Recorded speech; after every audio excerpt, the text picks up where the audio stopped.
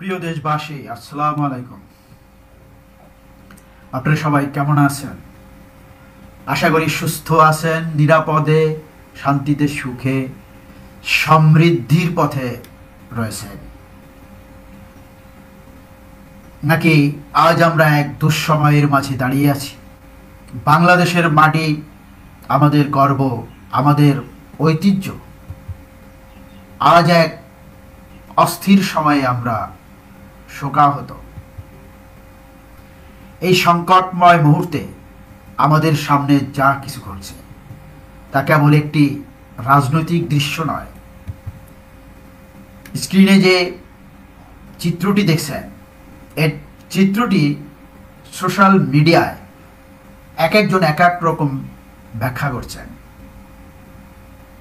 আসলে এই চিত্রটি দ্বারা বোঝানো হচ্ছে যে দেশকে, জাতিকে উল্টো পথে নিয়ে যাওয়া হচ্ছে।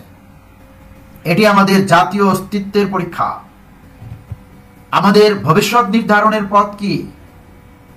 এই মুহূর্তে আমাদের দেশে ক্ষমতায় থাকা অন্তর্বর্তীকালীন সরকার, যা জনগণের প্রকৃত চাহিদা থেকে অনেক দূরে চলে গেছে, নাকি আমাদের জনগণের চাহিদার দিকেই এগিয়ে যাচ্ছে?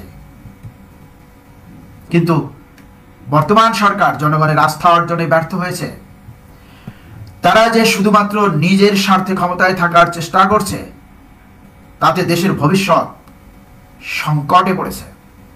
একদিকে তারা জনগণের মৌলিক অধিকার এবং ভোটাধিকার খর্ব করছে বা করতে চাইছে, অন্যদিকে তারা নিজেদের ক্ষমতা ধরে রাখার জন্য নানা ধরনের ষড়যন্ত্রে লিপ্ত রয়েছে। দেশের অগ্রগতি এবং স্থিতিশীলতার জন্য অত্যন্ত জরুরি ছিল একটি সুষ্ঠু ও নিরপেক্ষ নির্বাচন, কারণ এটি গণতান্ত্রিক দেশ। এই দেশ সরকার পরিচালনা করবে গণতান্ত্রিক সরকার, জনগণের নির্বাচিত সরকার এই দেশ পরিচালনা করবে।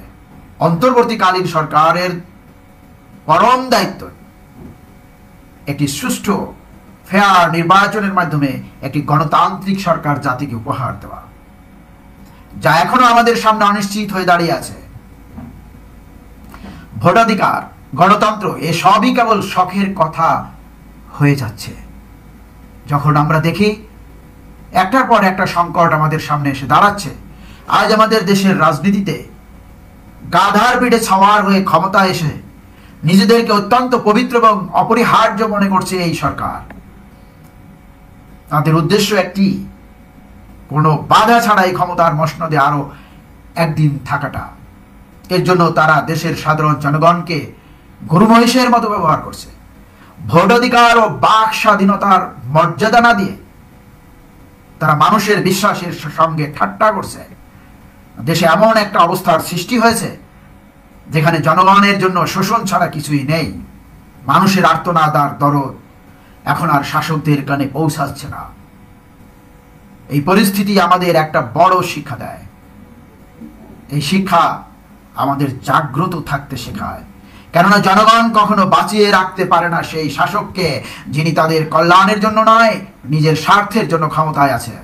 এমন দুর্বিনীত পরিস্থিতিতে আমরা আজ বলছি, আর কোনো অত্যাচারের রাজত্ব নয়, আর কোনো গাধার পেটে সওয়ার নয়। আমরা একযোগে একসাথে একটি পরিবর্তনের ডাক দিচ্ছি। জনগণ এখন জানে, সত্যি ক্ষমতায় অধিকারী হতে হলে তাদের শ্রদ্ধা ও সম্মান অর্জন করতে হবে, তাদের স্বার্থের সাথে একাত্ম হতে হবে। পরিবর্তন না আসলে সমাপ্তি আসবে। ধন্যবাদ।